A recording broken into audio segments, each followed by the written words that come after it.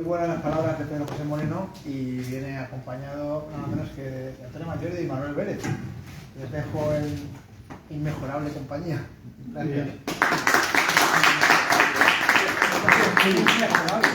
Hoy tiene que ser editor y tiene que marcharse porque tiene otros asuntos y cosas que requieren su presencia. Gracias.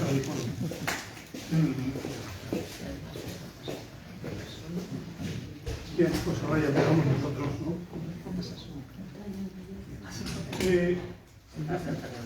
Los que estamos aquí presidiendo somos Manuel Vélez, que comentará cosas del libro, yo mismo, que soy el culpable de que estemos todos aquí, y espero que no os siente mal, no os sienta mal de eso.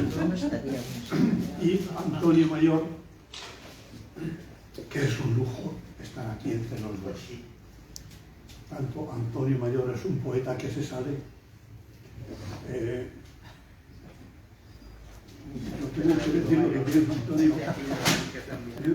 Antonio es amigo mío y es que es poeta y ya está. O sea, que no quiere tampoco así mucho ornamento y muchas cosas de esas, ¿no?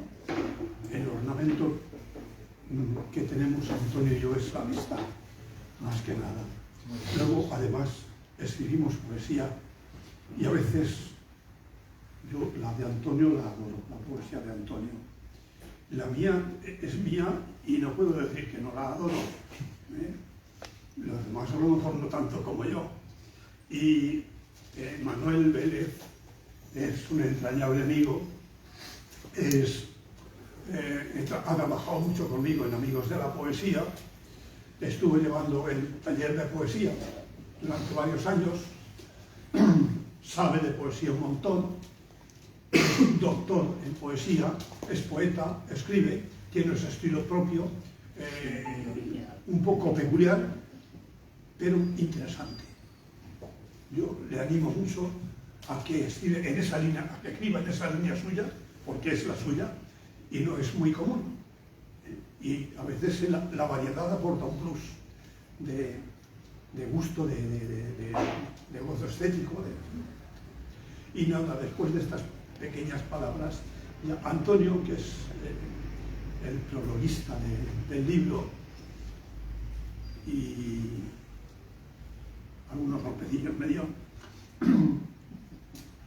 y por tanto lo conoce, y está muy capacitado para hablar con conocimiento de causa. Así es que, Antonio, cuando quieras. Bueno, más que hablar voy a leer. Bueno, mi único mérito aquí esta tarde es ser amigo de Pedro. Voy a decir una... Bueno, otro no tengo. Esta tarde. Dime. Tú tienes mucho mérito esta tarde y siempre. Sigue, decirme otra cosa. No, pero no, porque yo voy a leer pues unas palabras que he preparado desde la amistad y desde la experiencia que tuve al leer el libro y que me permitió escribir el prólogo. Bueno, Pedro José Moreno es el autor de este libro perfecto que se llama Un Dios imperfecto.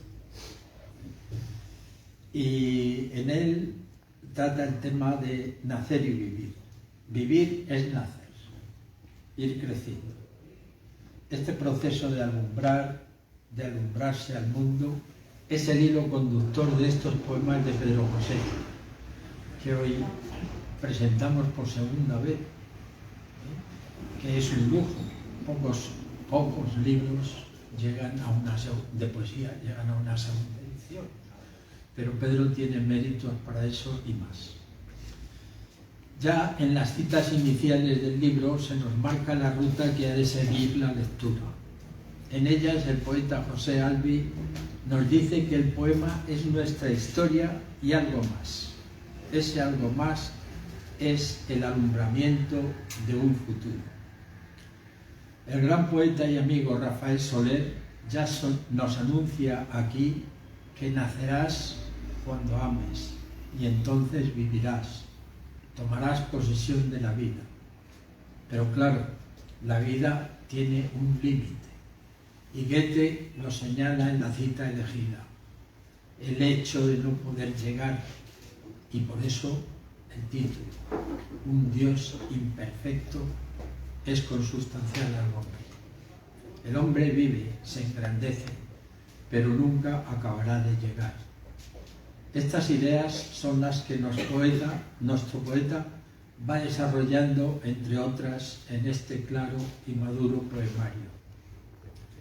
Celebra el poeta la alegría inicial del nacer en su poema Primavera, pero nacer es también perder un paraíso, y perderlo con desgarro y dolor.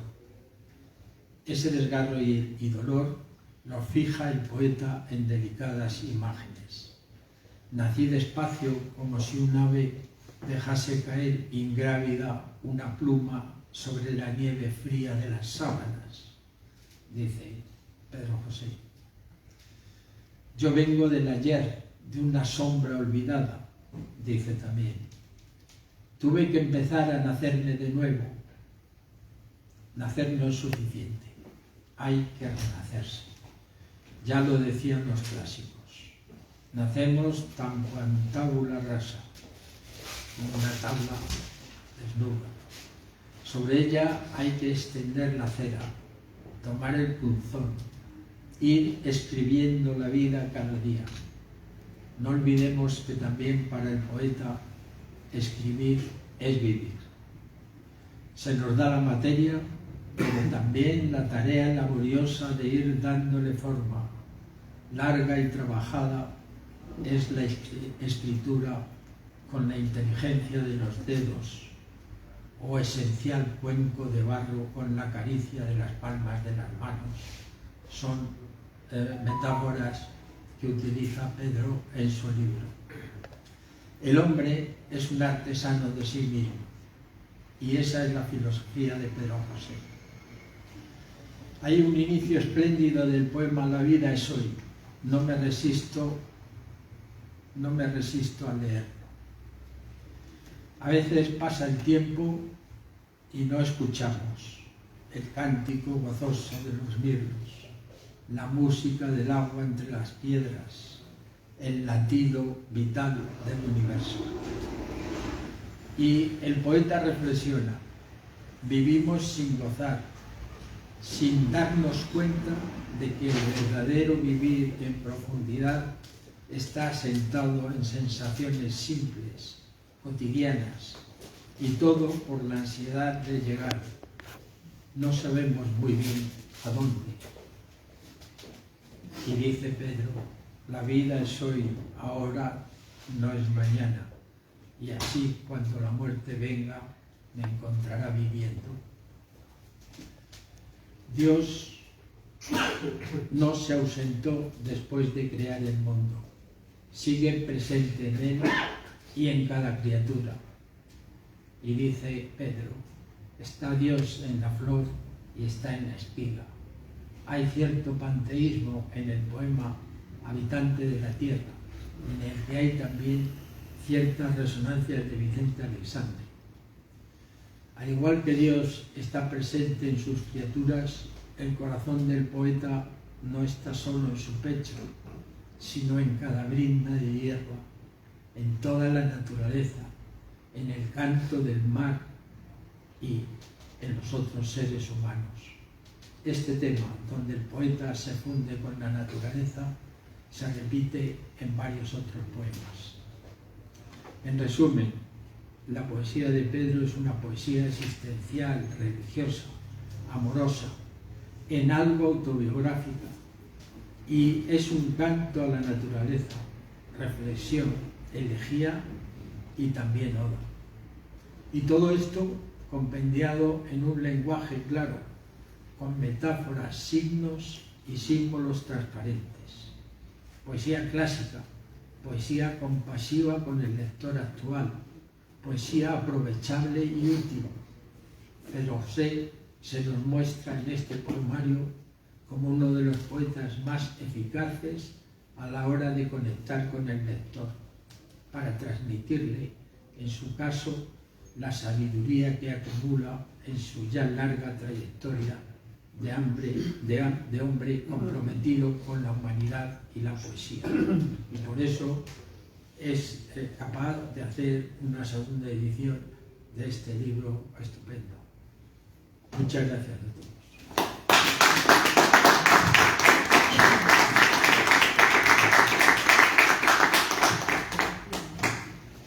¿Se ha escuchado bien? Lo digo porque no sé si hay que acercarse más al micrófono o menos o qué. No, está bien. ¿Sí? Vale. No hace falta. ¿Se escucha bien?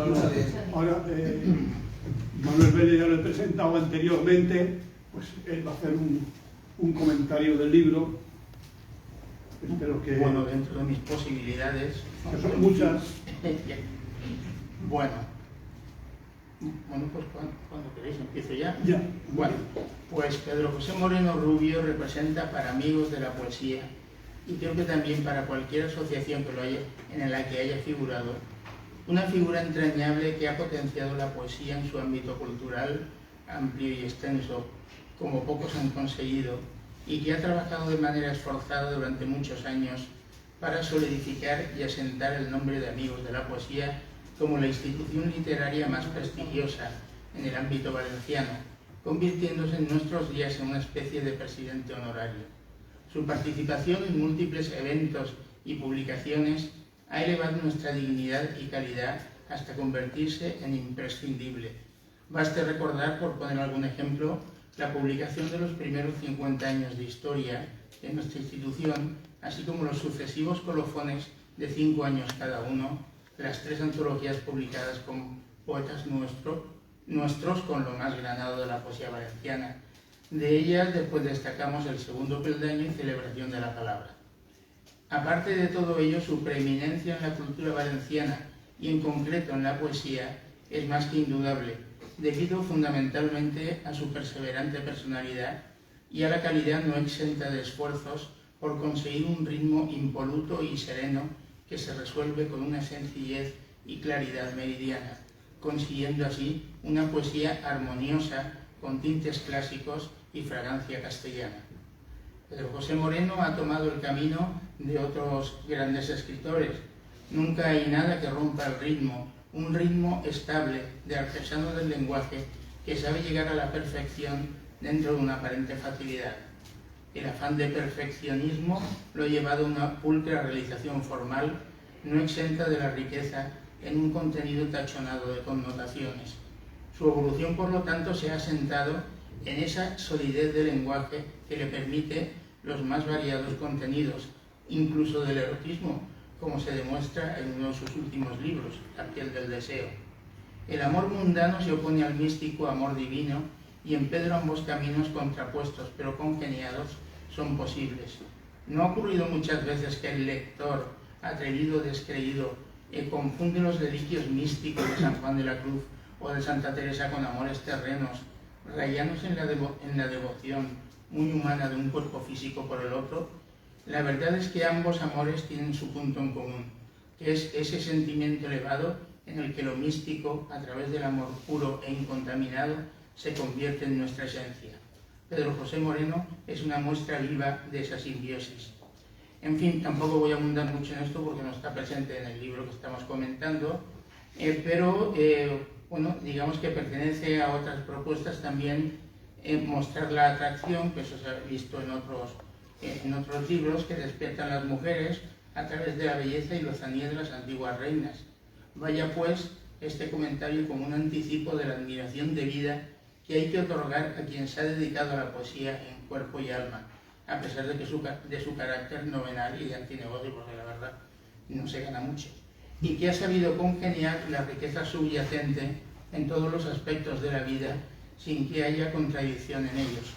Como dice el refrán, genio y figura hasta la sepultura y por muchos años. Vamos a revisar algunos aspectos de Pedro José, y no sé si me hago muy largo, me lo decís, no sé. Es decir, porque voy a hacer un resumen de la obra también, no corto. el resumen. Bueno, vamos a revisar algunos aspectos y conste que lo que digo no está basado en la exageración, sino en la justicia, cuyo principio básico es un qui quod tribuere, dará cada uno lo suyo. Lo que no debemos nunca es convertir nuestra opinión tamizada por prejuicios sociales y políticos en un juicio, en este caso sobre la calidad literaria, que no tiene nada que ver con eso. Me refiero a la política, o sus convicciones, o sus creencias, etcétera, etcétera.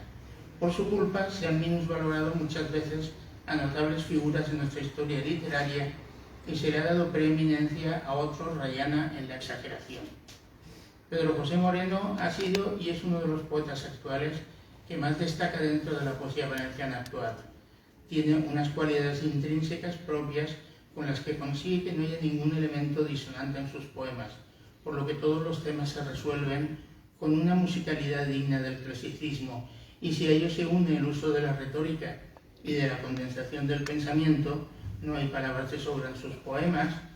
Por ejemplo, nos hallamos ante un poeta de referencia necesaria en nuestro tiempo, lo cual no quiere decir que no haya habido ningún menoscabo en su carrera, tal vez por su carácter propio, que esto me lo criticó él mismo, cuando se lo hice como una pequeña crítica bien intencionada. Bueno, digamos que es difícil encontrar personas que en su totalidad comprendan lo que es la poesía de Pedro José Moreno y dada su adscripción, y no digo de qué, en fin, bueno, por ejemplo, dado que ha sido sacerdote, sus creencias religiosas, etcétera, etcétera, lo que le ha llevado por contraste al comentario sobre, y eso es una manera de ir en contra de esa tendencia, por contraste ha llegado al comentario sobre el atractivo femenino y a una cierta disonancia religiosa, como ocurre en Un Dios imperfecto, cuando por su calidad todo debería de haber sido elogios por parte de especialistas y público en general, y ello a pesar del estimable número e importancia de los premios conseguidos que comentaremos. Por una serie de virtudes que le son intrínsecas, destaca evidentemente dentro de la poesía valenciana, no por haber sido presidente de Amigos de la Poesía, sí por el cuidado del estilo. No hay elementos que rompan la uniformidad constructiva en sus poemas, por su lenguaje directo no exento de la fuerza y locutoria debida al trabajo poético, y por su pensamiento concentrado a través de la efusión de un sentimiento acendrado pero contenido. Bueno, en ese sentido es muy de La Mancha, es decir, digamos un sentimiento pues, no exacerbado ni exagerado. Pero vamos por partes. Primero un pequeño resumen de la vida. Nace el 2 de junio de 1940 en Chumillas, en Cuenca, con los paisajes que tanto he descrito en su proximidad, jalonando la vida cotidiana. Muy joven ingresa en el Seminario Menor de Santiago Apóstol de Uclés, donde realiza estudios de humanidades, lenguas clásicas y finalmente en Cuenca de filosofía y teología. Es ordenado sacerdote en el año 1964. Tal vez este hecho tamiza y marca de forma permanente su poesía. Lo siento, pero debo ver porque ya estoy que pierdo un poco el esme.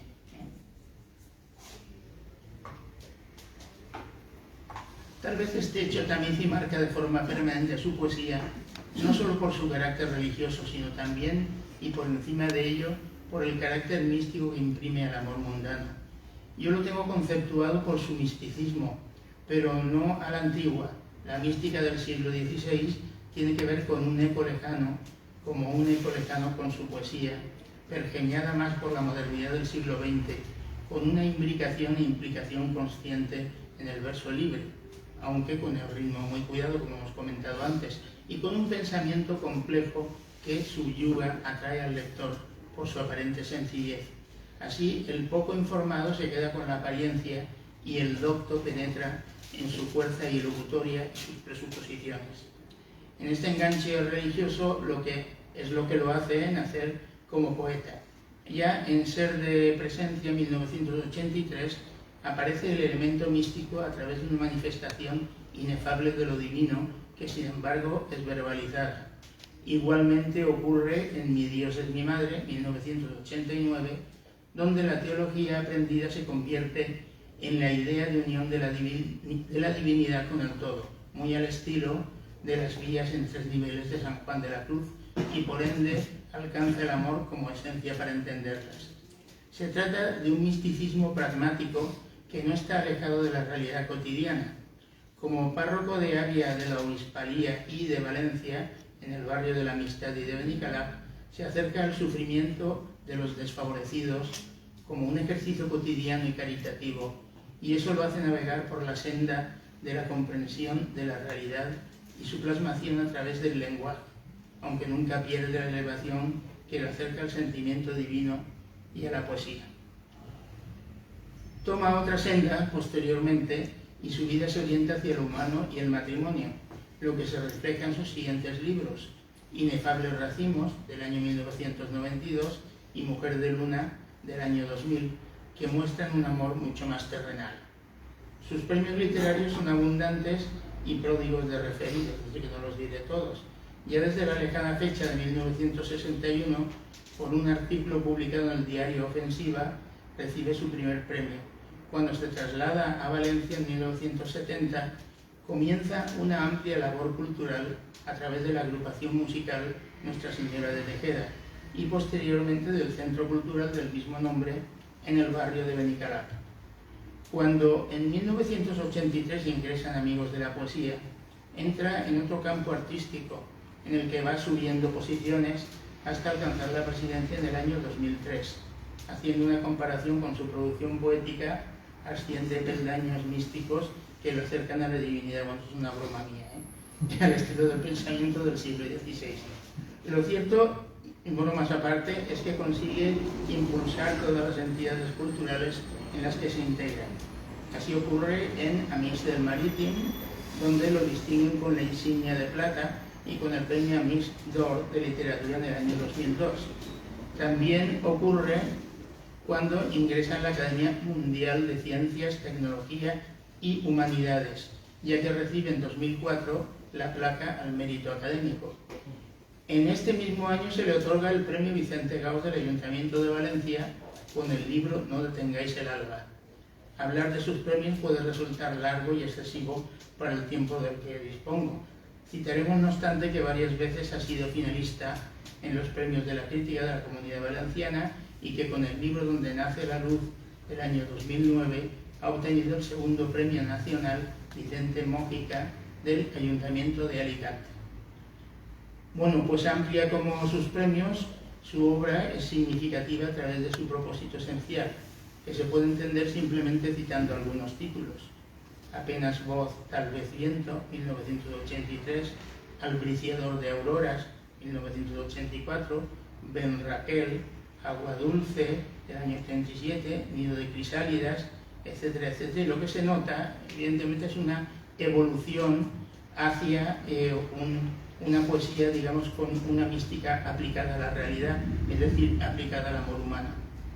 Predominan los libros con fondo religioso, casi místico, aunque a veces se parte de contrapuntos terrenos, el amor, el paisaje, la vida cotidiana, etc. En este sentido, de los que han tratado su producción, convengo y coincido más con Concha Galán. Podríamos citar a Miguel Romaguera, que por cierto falleció infelizmente hace poco, a quien habla de su situación entre los escritores de la segunda generación poética de posguerra y los novísimos, es decir, entre los 80 y los 90. Se ve el influjo de Juan Ramón Jiménez y de Antonio Machado, por un lado lenguaje y perfección formal, a través de una especie de arte puro, por otro, esencia y contenido con planteamientos filosóficos, así como recibe influjo de la generación del 27. Juan Luis Bedins habla de una poesía amorosa con reminiscencias de Aleixandre, Neruda y Rosales. Finalmente, e insisto, coincido con el prólogo que le dedica Concha Galán en apenas voz, tal vez viento. Juzga su poesía como algo elemental y sin afeites formalistas o culturalistas, limpio de polvo y paja como el grano de las majas castellanas. Poesía que dice lo que el corazón siente, el anhelo de Dios y la fraternidad con el hombre. Si en el primer caso se percibe el misticismo del que estamos hablando, en el segundo aparecen elementos sociales como en Miguel Hernández. Y bueno, y ahora unos comentarios un poquito más particulares sobre algunos libros que me parecen interesantes. Entre la abundante bibliografía que posee nuestro expresidente vamos a destacar algunos títulos que creo significativos. Sus libros, Ebrio de luz y Donde nace la luz, representan un hito importante en su poesía, porque le presta la orientación estilística y de contenidos de que hará gala posteriormente, la placidez, el elemento místico e incluso el amor mundano. Todo aparece entreverado y enlazado. Su importancia no es solo por haber conseguido el segundo Premio Nacional de Alicante en el año 2009, ni siquiera por la evocación de un misticismo al estilo de Fray Luis de León, sino porque nos aparece un poeta plenamente formado en todos los aspectos de la vida, con raíces asentadas en la tradición, pero también con deseos de renovación en el nuevo milenio. Su libro Póker de Reinas es también un calor imprescindible partiendo de otro premio, al CRAP, ya que la Asociación de Castellón, ya que fija un tipo de poesía laudatorio en el que predomina el atractivo femenino maridado con la calidad. Bueno, de hecho yo he traído, sí, pero no lo voy a leer, el poema dedicado a las reinas de la poesía. No sé si estabas enterado de que lo hicimos y ya te lo daré luego al final.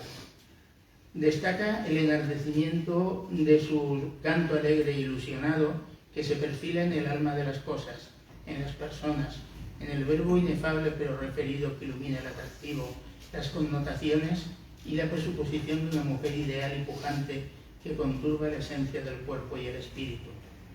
Podríamos comentar muchos más. Yo he presentado hace poco, el 28 de noviembre de 2018, titulado El jardín de los poetas, pero bueno, tendré que decir algo del libro que presentamos hoy. Entonces, el libro Donde nace la luz también lo podemos comentar, ya que continúa con su tono laudatorio religioso, pero hay una diferencia esencial respecto a un Dios imperfecto. Y es que si anteriormente hemos disfrutado de la poesía de Pedro con todos sus rasgos, ahora se entremezclan el verso y la conexión con la realidad, compitiendo en elegancia y en persuasión constructiva, pero sin haber un acuerdo completo de la realidad y el deseo. Un Dios imperfecto constituye una extraña puerta en la pujante y prolífica producción de Pedro José Moreno, una visión prístina en el reconocimiento de la realidad con sus imperfecciones, un intento de conseguir nuevas esencias y perfumes a través del lenguaje y en buena parte conseguido por su sinceridad y oportunidad. El libro de hoy, Un Dios imperfecto, constituye un intento de volver a su estilo y contenido originales. En Amigos de la Poesía se necesitaba un recordatorio de su pasado y la continuidad de un poeta sólidamente asentado con estilo propio como él es un papel interesante, muy interesante, que viene a desempeñar en el momento actual. Tanto poder cautivador puede tener la prosa de un discurso dirigido al auditorio, como la belleza de un poema concebido por manos expertas. No obstante, sigo siendo un admirador del verso claro y transparente que nos muestra un Pedro José más cercano a la esencia literaria a través del poema que a través de una prosa en donde puede medrar una mayor hojarasca de palabras. Creo que en este libro, más que comentarlo, hemos de leerlo para ver los temas que preocupan a nuestro autor con sus problemas e implicaciones y que han jalonado las vicisitudes por las que ha pasado la Asociación Amigos de la Poesía desde 2005 hasta ahora, y en las que ha sido protagonista la efusión de lo religioso con el paréntesis de, por supuesto, de Luis Rubio, que fue presidente también. Las sensaciones, la imaginación con sus dislates poéticos o sus elementos descriptivos de admiración del entorno componen un universo amable que no se queda en la mera lisonja, lo que sería una visión simplista, sino que obtiene la esencia a través de una especie de iluminación creativa, cuyo punto de partida es la visión de lo divino con una perspectiva singular. El amor hecho verso o connivencia con la admiración de vida reclama como una aurora luminosa la realización de sentimientos y deseos hacia una elevación pura e incontaminada. Las figuras místicas trascienden desde cualquier lugar y situación y se aplican al renacer siempre fructífero de una naturaleza feraz y ubicua, fuente de sosiego que impregna el aire, los cielos o el sentido. Son paraísos de una sensualidad casi pagana, trascendidos de la cultura clásica, con los que se llega a la exquisitez y a la armonía, a una serena belleza. ¿Dónde podemos encontrar más poesía? ¿En la admiración de unos poemas cribados por el miedo o en las soflamas discursivas de una prosa halagüeña? En ambos casos, Pedro José se eleva por encima del lenguaje pedestre y nos enriquece con la elegancia de su lenguaje o el espíritu perfeccionista de sus versos, catón en el que deben aprender muchos escritores. El cielo y la tierra, el ser y el espíritu se unen aunque separados por la celosía del entorno, conteniéndose para abarcar la realización íntegra del ser, evidente en la naturaleza y en las cosas, pero no siempre concebido y admitido por todos. En la vida todo es como un círculo que bien cerrado completa la escritura y el espíritu.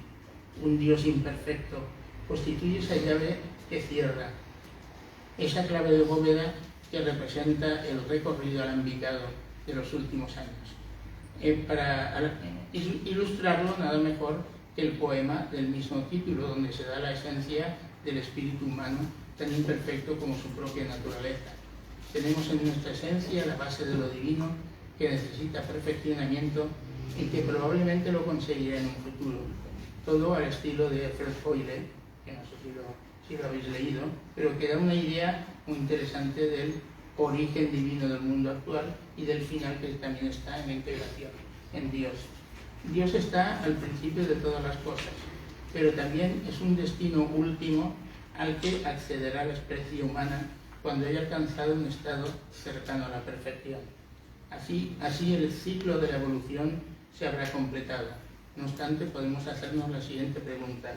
¿Es el hombre, entiéndase incluyendo las mujeres, aquí estamos con el feminismo, ¿no?, un Dios imperfecto con virtudes y taras semejantes a la divinidad, o es Dios imperfecto por haber creado al hombre y adolece de sus mismos defectos? La respuesta está relacionada con la interpretación que hagamos del libro, aunque parece ser que en este se orienta al primer sentido. El ser humano es un Dios imperfecto con ventajas e inconvenientes paralelos a la divinidad. Y bueno, yo no sé saltarme el análisis por niveles porque puede ser un tanto terrible, porque en el primer nivel analizo el nivel fónico y eso sería mejor verlo en una pizarra o a través de una imagen. Así que creo que me voy a saltar todo esto y voy directamente a la conclusión. Sí, porque hablo aquí de lo que es desde el punto de vista fónico, con la preponderancia del ritmo anapesto, y luego también existe bastante ritmo iámbico, pero poco ritmo trocaico, por ejemplo, y dactílico ninguno. Bueno, estoy haciendo una referencia a la poesía latina porque no sé cómo hacer esta referencia, entonces lo remito al latín, lo siento. Predominan los pies con abundancia de átonas y comienza el verso, y nunca comienza un verso con acento en la primera sílaba. De esto se puede deducir que existen con intención anapestos y iambos, pero los dáctilos y troqueos aparecen casi por casualidad como resultado de la estructura lingüística del castellano. Son los que darían viveza y dinamismo al ritmo. El autor evidentemente cultiva la serenidad y la tranquilidad. En el nivel morfológico y léxico predominan las palabras sencillas de uso común, entendibles en general por el lector medio. Es muy raro encontrar palabras rebuscadas y construcciones de difícil comprensión. Lo mismo podemos decir de la sintaxis. Es meridianamente clara, construcciones manidas y entendibles por cualquier hablante nativo. Por ejemplo, el poema Un canto a la esperanza, que está en la página 33 del libro, está compuesto en su totalidad por oraciones simples. Construcciones similares aparecen en todo el libro, siendo tan accesibles como las simples las oraciones compuestas, en ocasiones repetidas a los poemas, lo que les da claridad y sensación de ritmo poético bien conseguido. Aparecen palabras y expresiones rebuscadas, raramente, por ejemplo, en metáforas o en algún recurso retórico, pero son muy escasos. Amalgama de luceros, que el ala del albatros tapa el mundo, carnes del espíritu, en fin, son muy escasas las expresiones que requieren interpretación. Se trata de un libro perfecto con claridad y armonía, con un pensamiento ribeteado por la sencillez y la belleza del ritmo, y una propuesta meridianamente lúcida para crear un estilo propio, por cierto, muy moderno, ya que estamos en la época del lenguaje directo, de interpretación casi única, muy alejado del disenso referido en Italia a partir del Renacimiento o de las complejidades del Barroco. La vida para nuestro autor no está hecha para enfrentamientos y dificultades, aunque muchas veces y de forma natural estas surjan. El lenguaje se basa en lo inmediato para la comunicación e incide en lo complejo por efecto del entorno, donde aparecen las dificultades de la vida cotidiana. Estas se resuelven a partir del tamiz del propio texto, aunque objetivamente sean difíciles y de expresión compleja. El mundo está hecho de complejidades fácilmente reducibles a la sencillez a través de propuestas palmarias que llevan a planteamientos esquemáticos de lo que en realidad es profundo y filosófico. Siempre nos surgen un conjunto de contradicciones que se pueden resolver en apariencia mediante la claridad expresiva, con referencias a lo cotidiano, a un sentido propio de la existencia en donde se juntan lo divino y lo humano. Siga así Pedro juntando los dos planos, con palabras conciliadoras y nadando en un mar propio de esperanzas y buenos deseos, aunque haya elementos ilusorios que lo interfieran. Es ideal el libro como canalizador y catalizador de los problemas y del sentido de la existencia y de la vida. Ojalá que se cumpla lo que nos transmite y nos desea.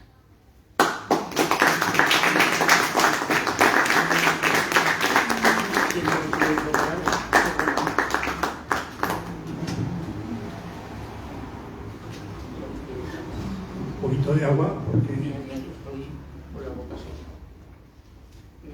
es que Manuel me ha dejado con la boca abierta. Aunque yo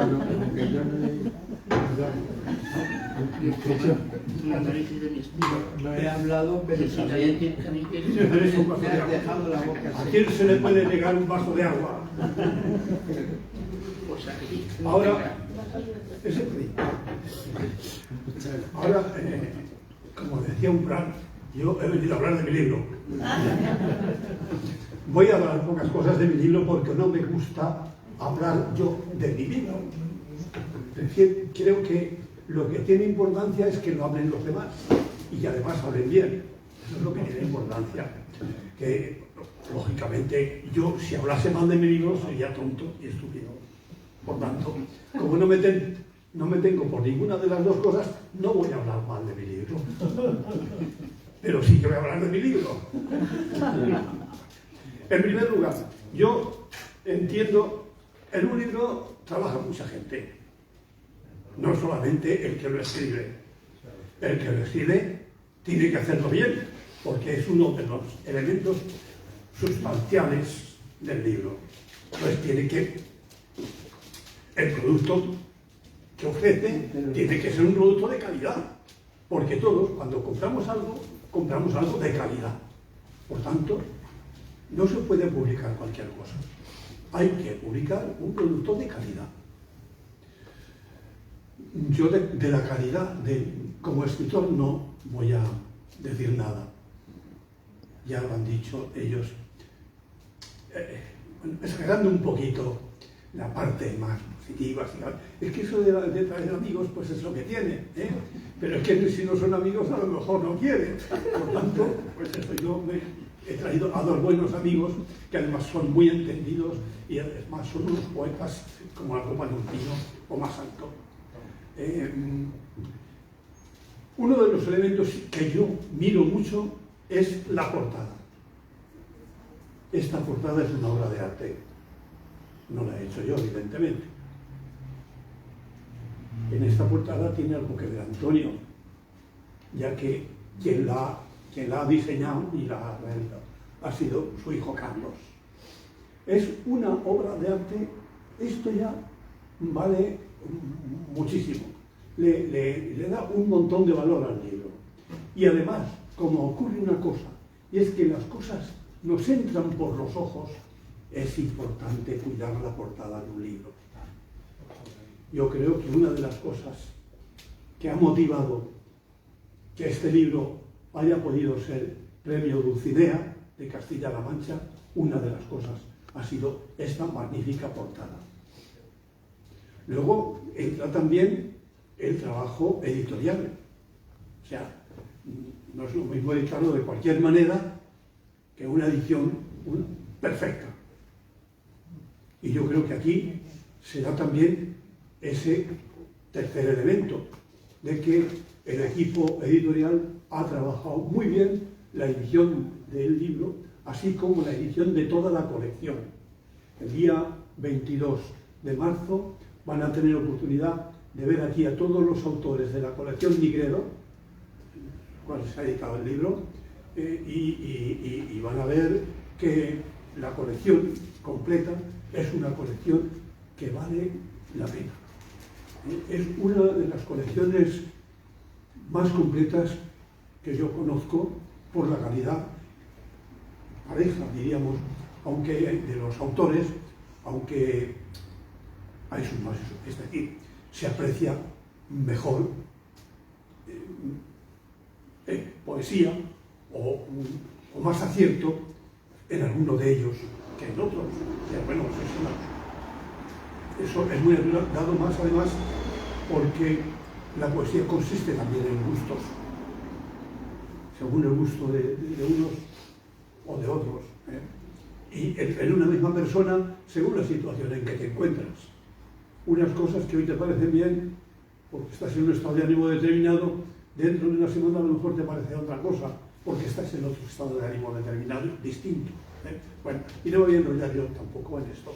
Eso que el libro, quería hablar del libro, pero no solamente hablar de la parte que he puesto en el libro, sino de la parte que han puesto los demás, y agradecer mucho su trabajo.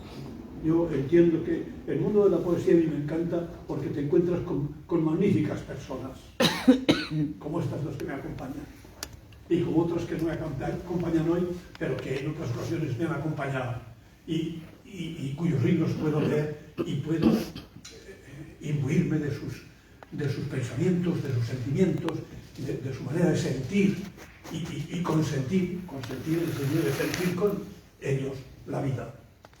O sea que, y ya como no quiero enredarme más, pues vamos a pasar un poco a leer algún poema. Entonces, hay aquí unas personas que me han prestado su voz para este menester. Una de estas personas es Virginia, que está también al mismo tiempo grabando ahí. Entonces, Virginia, si haces el favor, subes un poquito, te coges el micrófono para que se oiga bien. O si quieres de ahí.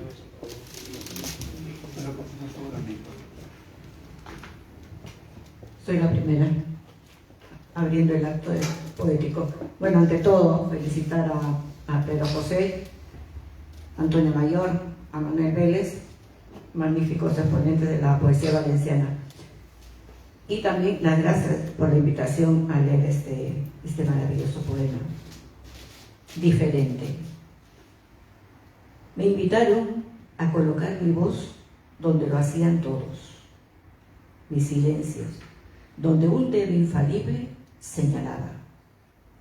Sonaba el diapasón y alguien sin cara ni ojos, solo manos, insinuaba, mandaba, dirigía y todos entonábamos el acorde acordado. Mi voz alzó su vuelo y olvidándose de aquella partitura, sonó como un gorjeo de gorriones sobre el sordo murmullo de los árboles. Orquestaron sus voces para ahogarme, me clavaban puñales en la cara, pero mi voz siguió desafinando. Me echaron de la orquesta y desde entonces voy cantando solo por caminos y plazas a capela. Y vengan o no vengan a escucharme, yo canto mi canción y luego parto. Gracias.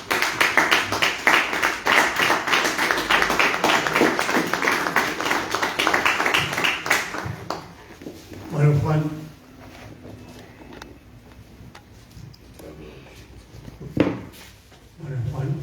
es mi nieto, un hombre ya historia. Y la página.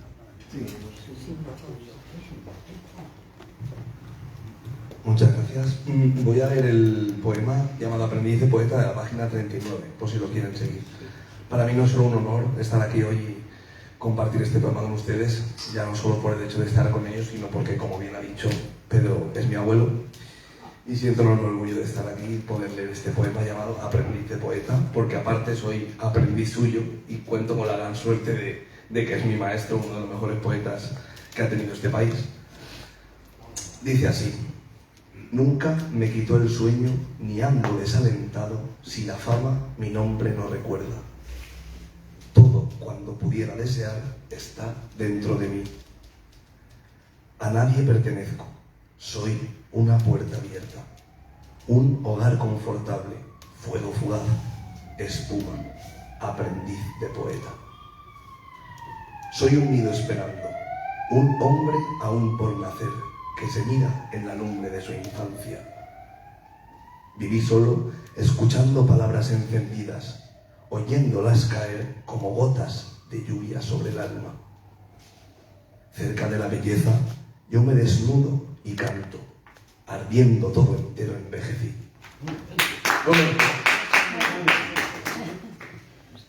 Si has olvidado el gozo de vivir en el aire, asómate un instante al brocal de mis ojos y verás cómo suena en su interior el agua.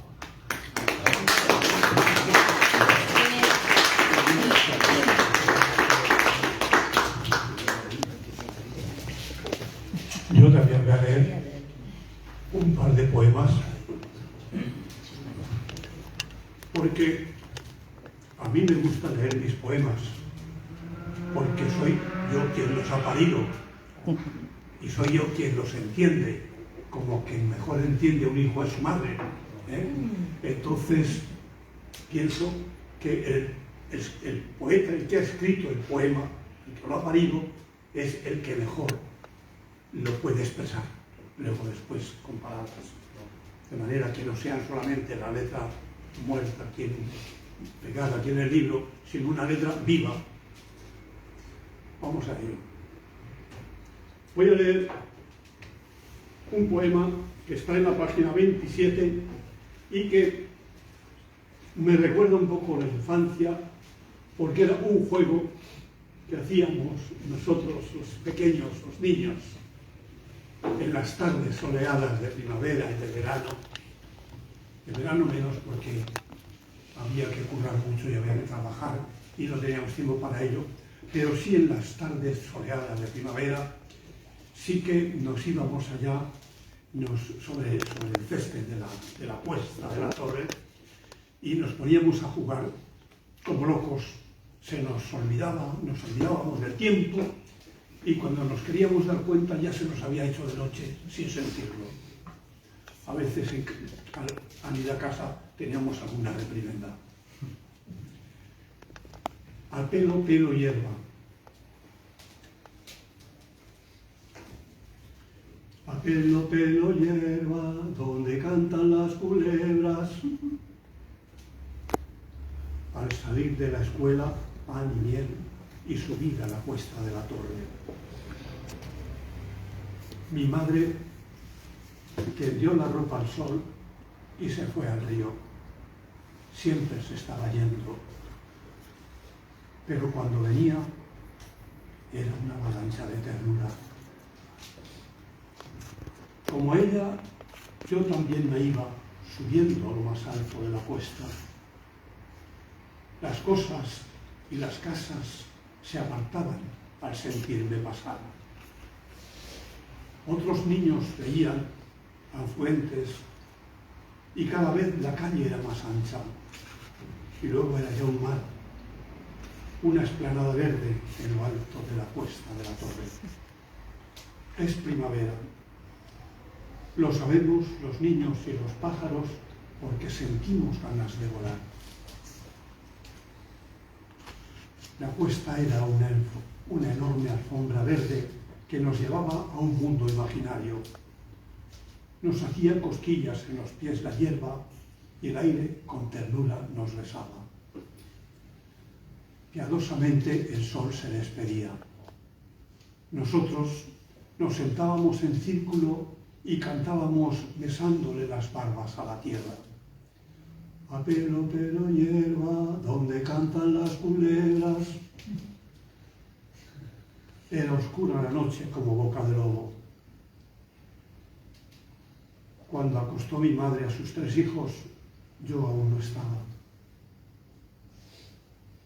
Llegué oliendo a hierba. Mi madre estaba rota. El dolor le salía por los ojos. Hijo mío, ¿por qué vienes tan tarde?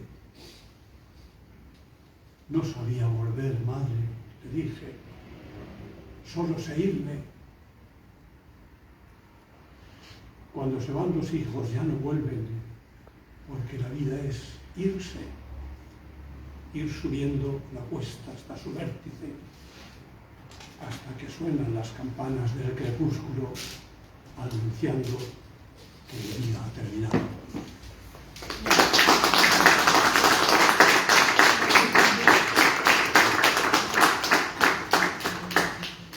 Y voy a leer otro.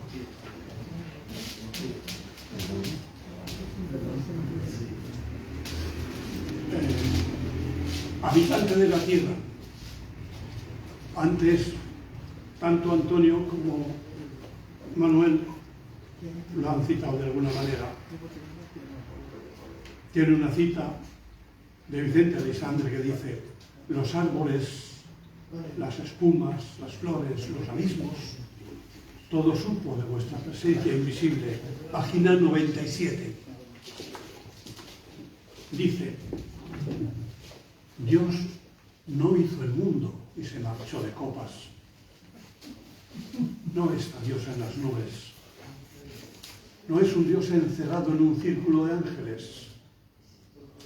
Dios es nuestro vecino, habitante de la tierra. Está viviente en todo lo que vive, donde está la vida. Los árboles, el aire, los ríos, las montañas van diciendo: aquí está, dándole a cada cosa su hermosura. Cielo y tierra son 2 formas diferentes de una única presencia. No me sirven las viejas catedrales, los templos que los hombres levantaron para encerrar a Dios y someterlo, templos vacíos donde solo a los muertos se recuerda. Está Dios en la flor, está en la espiga. Inmenso como el mar o como el aire, llena el universo. Habita en cada cosa y todo lo recrea y embellece con su ferviente luz. Es la tierra, su templo, su casa de familia, catedral, donde sostienen ingrávidas columnas a bóvedas tu grosa crucería. Lámparas son los astros que en la noche iluminan el silencio de Dios.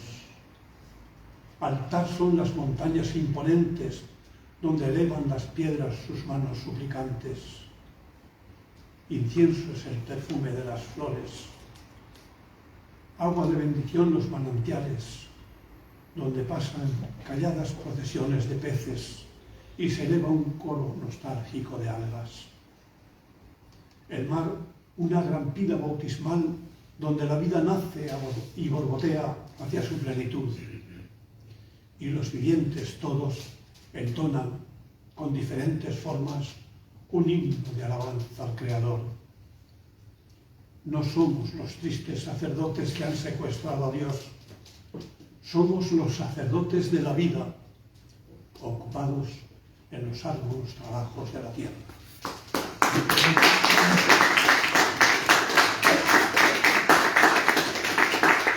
Y ahora, para terminar, Norma González, que todos la conocen, acompañada por el maestro Pedro.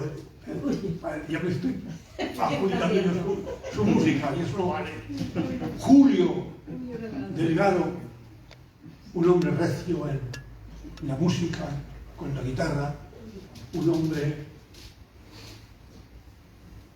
que saca melodías inverosímiles tocando las 6 cuerdas. Cuando queráis, podéis poneros. Y con esto vamos a terminar.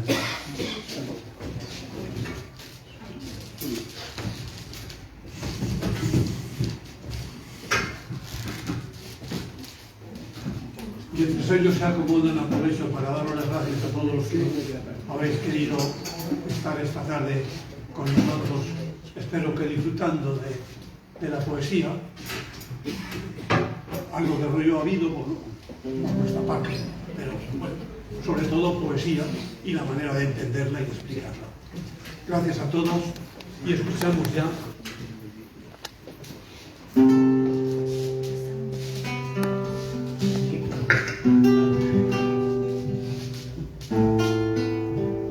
Buenas tardes a todos. Encantados estamos de acompañar a Pedro en esta hermosa presentación de un magnífico poemario. Muchísimas felicidades por este último premio, Pedro, y por esta segunda edición. Y gracias a vosotros, a Manuel y a Antonio, por haber hablado tan bien y tan acertadamente de este poemario. Este primer poema de la página 21 se llama Cuenco de barro y hace alusión a la identidad del yo poético. Y dice así: Cuenco de barro soy, tierra que se hizo carne y proclama ante el mundo su verdad, su humilde condición y su destino impredecible siempre. Con la emoción del barro y el tacto de las rosas anuncia su verdad, como si abriera un pozo o una puerta. Cuenco sin más, que pone en evidencia su raíz subterránea y esta escueta manera de asomarse entre los labios, sin poses ni disfraces. Cuenco desamparado a la intemperie, quizás también un poco a la deriva, cual perro vagabundo o desnortada nave. Ánfora de agua clara, urna solo, caverna, cubil donde la vida nace y se alza como perpetua ínsula que despierta de su silencio azul, buscando no tierra, luz, respiración, latido. Cuenco en el aire como un nido de ingenuas golondrinas que quieren construir la primavera. Cuenco escueto, vacío, desnudo, interrogante, hecho de fuego y sed y tierra apasionada. Cuenco como asequible recipiente o quizás como un grito que no pudo nacer y su expresión se atrista, azorada, voluta, que regresó a las sombras. Lo poco que tenía ya lo di. El hueco estremecido que me queda es lo que ofrezco por si alguien quiere en él acomodarse.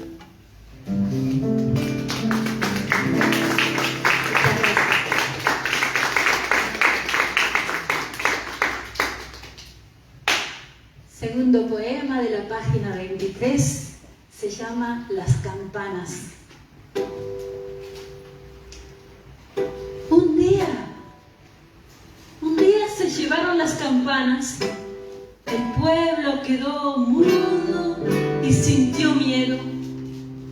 Los hombres de aquel pueblo enloquecieron e iban atropellándose entre sí, desorientados, heridos, taciturnos. Una nube de polvo y de ignominia iba borrando por detrás las huellas. En su fuga, el camión perdió una rueda y la encontró un pastor que apacentaba su rebaño. Profundamente conmovido, avivados sus recuerdos, trajo al pueblo la llanta y la puso en el lugar de las campanas. La golpeó violento y a su reclamo acudieron todos. La las fiestas, los domingos, golpeaba la llanta. Su sonido era de incertidumbre y desamparo y sumía en profunda tristeza a todo el pueblo. Algo que había muerto se sentía en el aire de nuevo agonizando. Estábamos muy lejos de ver amanecer.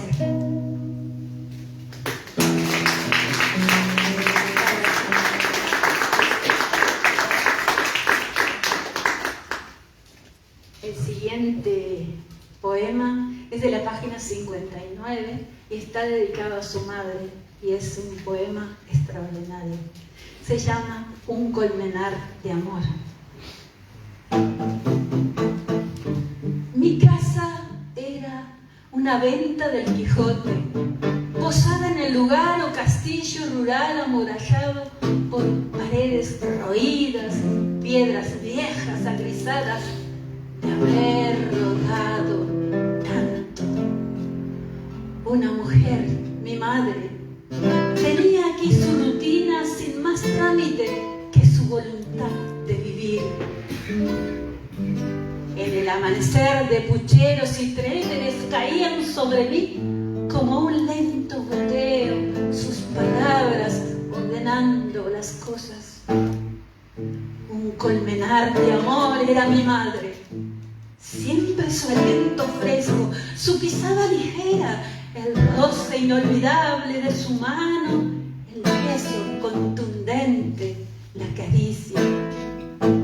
Con ella yo vivía una vida de gozo, su regazo un refugio seguro donde yo me ocultaba.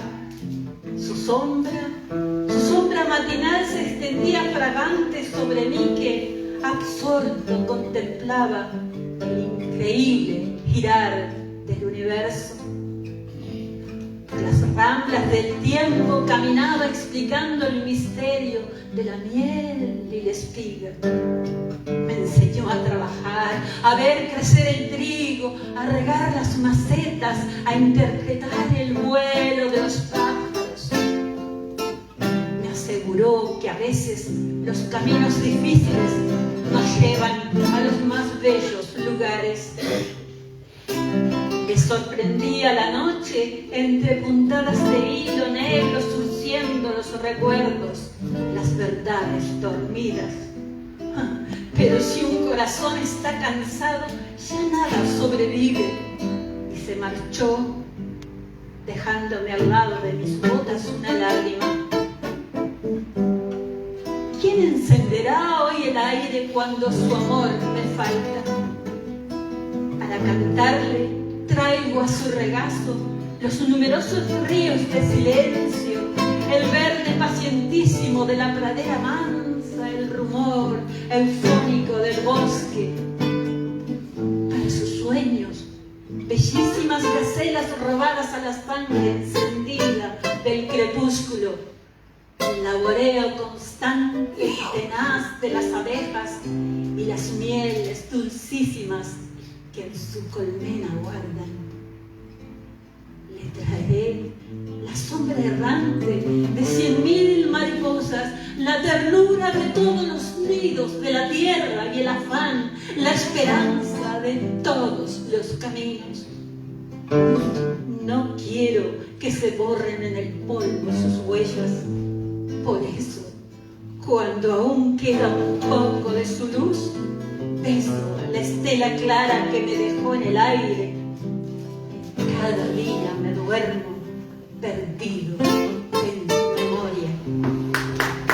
Muchas gracias.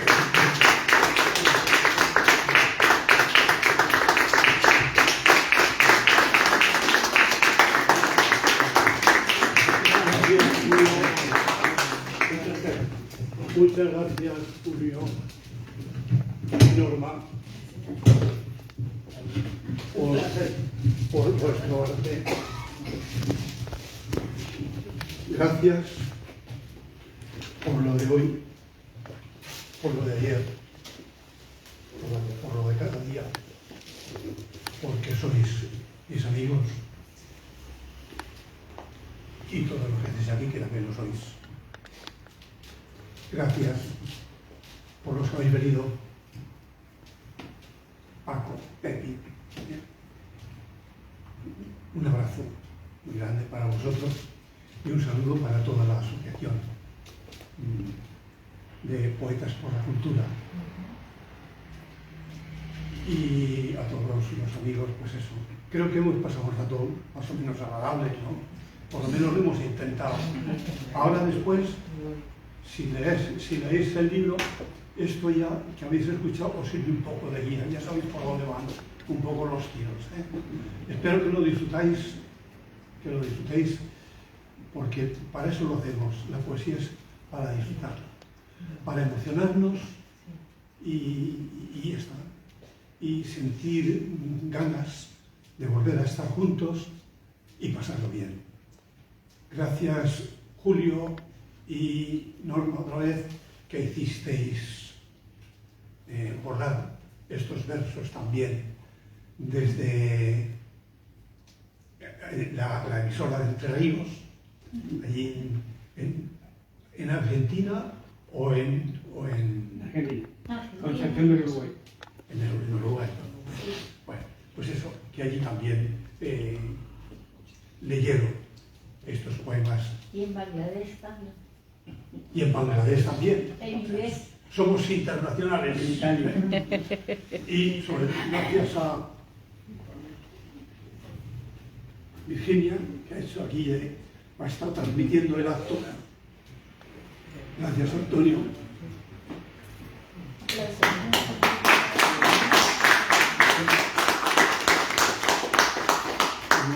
Antonio, voy a usar un poco de él y le voy a poner deberes. Sí. Sí. Porque ya que se ha puesto aquí junto a mí, aprovecho antes que se vaya. No soy buen alumno, Manolo, muchas gracias. Esta presentación, bueno, teníamos pensado una presentación en unas fechas parecidas a estas en Castellón, pero me cogió la gripe y dejé a Manuel con su discurso preparado y nada, lo dejé montado. Pero al final lo he podido desarrollar y hemos podido escuchar tu manera de entender el libro. Pues eso, que ya se cierra el establecimiento y tenemos que marcharnos. Así es que muchas gracias a todos por...